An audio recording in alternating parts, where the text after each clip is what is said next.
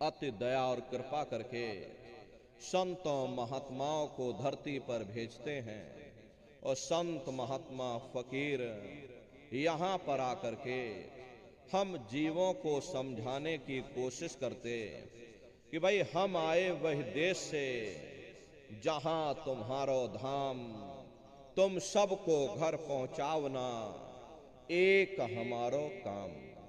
हम उसी देश से आए हैं जिस देश के तुम रहने वाले हो, परंतु तुम अपने सच्चे देश को छोड़ करके इस झूठे काल और माया के देश में फंस गए।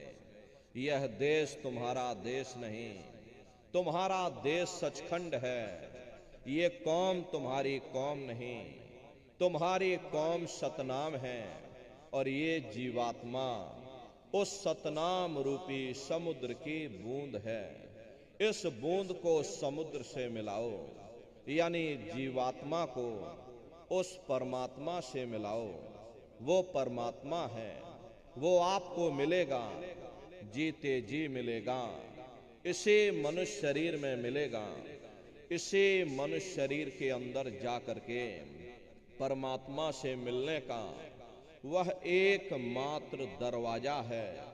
उस दरवाजे का भेद केवल संतों महात्माओं को ही प्राप्त है।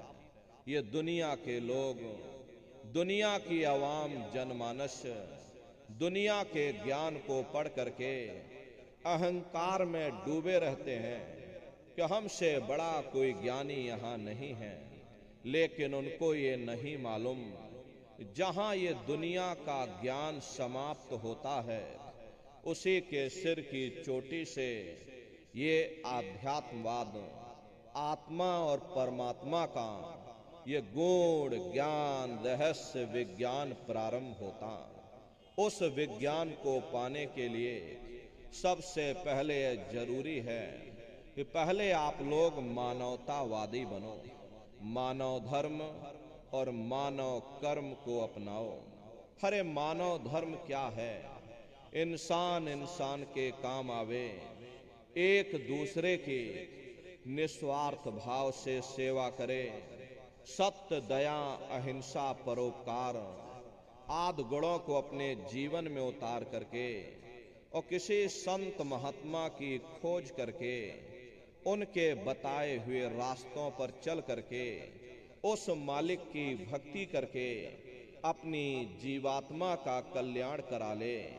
यही इंसान का सबसे बड़ा मानव धर्म है।